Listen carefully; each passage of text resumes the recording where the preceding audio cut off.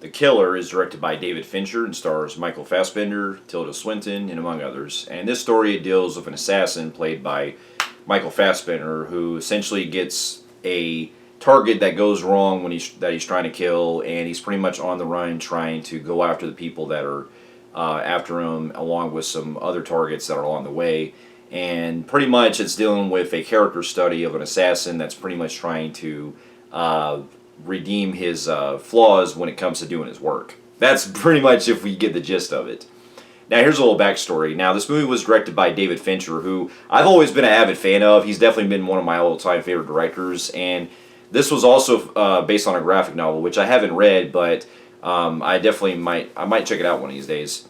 And David Fincher comes from a long period of directing movies that I've always enjoyed ever since I was a lot younger. And other than maybe Alien 3, it always seems like every time that there's been a David Fincher movie that's been released, it's always been one of his greats that I've always gotten a kick out of. I've seen pretty much all of them. The only one I haven't fully watched is The Game, which I do need to fully check out one of these days. But that's the only one of his that I fully haven't seen. And also, I haven't seen all of The Social Network. So I think those two are the only ones I've seen parts of, but I haven't seen the full movies of. But I really love Seven. I really also loved the Zodiac and Gone Girl, and also the Girl with the Dragon Tattoo remake. And the guy is just such a talent because he's able to make these kind of character study type movies and getting into a lot of psychological thrillers and stuff with dealing with the mind of a person's actions, the way they go through the film and everything. And even with some of his more like not so good movies, like not so great movies like Mank that from a few years ago that he did, while I still like that film, I do feel it's not one of his best because it's just not really my kind of like movie to really kind of as far as like rewatchability, so to speak. But I still respect it with what he was trying to do with telling the story about the guy that was involved with Orson Welles on the Citizen Kane and everything. So you can definitely tell that David Fincher definitely has a really great filmmaking style, and when it comes to making his thrillers, that's where I'm always interested as well. And after being on a long hiatus ever since he did Gone Girl in 2014, it's great to see a David Fincher movie again that's dealing with that kind of thriller aspect. And I've also heard some good things about Mindhunter, which I might check out one of these days too on Netflix. But going into this film, it got me really interested because with it being pretty much an assassin that's going after all his targets and stuff, and being directed by Fincher. It really got me in the vibes of it going with that kind of, realm of it being, going into some really deep and really grounded stuff. And after upon seeing the film, I can say that I really did enjoy this movie a lot. While this might not be up there with maybe his greatest work necessarily, at least in like his top five or anything, but I still really did enjoy this movie a lot. And it definitely has some things that do like kind of hold it back from being as up there as part of its greats, but this is definitely a good return to form with David Fincher, with going into that style that he's really known for and being at his craft of work and everything. And so to get my pros out of the way, the Michael Fassbender in this, he is phenomenal. Him playing that very stoic and very cold, unremorseful type of killer in this not only really had me on the edge and very made it seem unpredictable where he was going throughout the film. But also, it's the closest, really, I think this is what we get to Hitman Agent 47. Because if you ever played the Hitman games, knowing how much Agent 47 goes throughout those games and pretty much having, that very cold and very, brutalized where he doesn't give a fuck and kills all of his targets, well, with some exceptions, of course, it's very reminiscent in this one with Michael Fassbender's character, where we don't really know much about him, but I think that was the point with us trying to really get into his mindset, where, I mean, it's pretty much established that when his target doesn't go right from the beginning, he has to pretty much make up and actually prove to himself for his pride and for his code. And I think that's what Fincher was going for with trying to make it a character study on how a hitman who's really known for his craft of work and doing everything is trying to basically redeem himself and go on a killing spree and going after all his targets and stuff. And while that seem like it can be repetitive throughout the film, and I can see it not really working for a lot of they're looking for like really big, in-depth stuff and everything.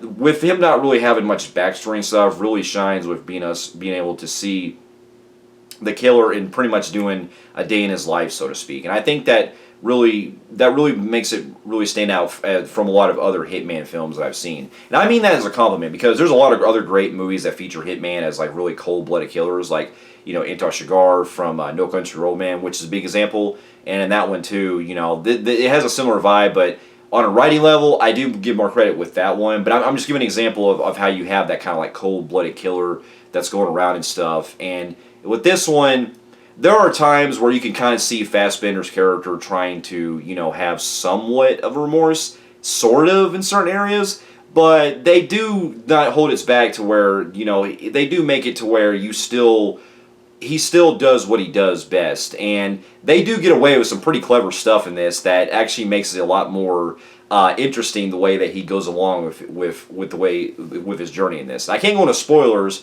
but let's just say that there's some stuff that he does that I actually really bought and actually makes the things that he's getting away with actually a lot more believable in a certain aspect. But I'll leave it there. And, seeing other familiar faces that come up in this as well is really great, especially Tilda Swinton, who I've always loved as an actress. And she definitely has one of the big standout moments in the film where she's, at this restaurant and stuff, and she's talking with Fassbender and everything, and all that. And I'm not going to go into too much detail, but she really holds her ground, and she's definitely one of the big highlights of the film as well. And one of the other things I really got to appreciate the movie, too, is the way that the cinematography. Well, if a lot of David Fincher movies, you know how when it comes to cinematography for his movies that they always go with that kind of green look that he's known for, and here it's no different. Like, it really puts you in that very grimy and very bleak atmosphere that I really do enjoy with a lot of these films, and it really makes me really engaged too with the way it plays along with, pretty much the killer having to go through all the different, locations and stuff, and it definitely has some really great production design with a lot of the locations that he goes to and everything. And also, got to give a credit to some of the brutality shit they do in this. Not only the gunshots and a lot of the scenes where, he's killing his targets very brutal as fuck, but also they come very out of nowhere abruptly, and it really had me on the edge where it was going, especially toward the end and everything. And also has a really great fight scene in the middle of the film that really pushed the stakes high. But I'll get to a little bit more cons on that because there is some things I think that the movie could have really used more with and utilized that really holds it back from like being really great.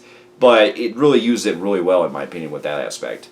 And then of course the sound as well. The sound editing not only was very fantastic with the killer with Fassbender having to essentially when he's getting prepared to go after his target and stuff, he's listening to the Smiths and everything, and the way that they play with the sound and stuff, where you hear the music that's when it's on his perspective, you hear it louder, where he's aiming his targets and stuff, but when it's not focused on him, you kind of hear it in the background, so to speak. And I really like the way that it's playing with the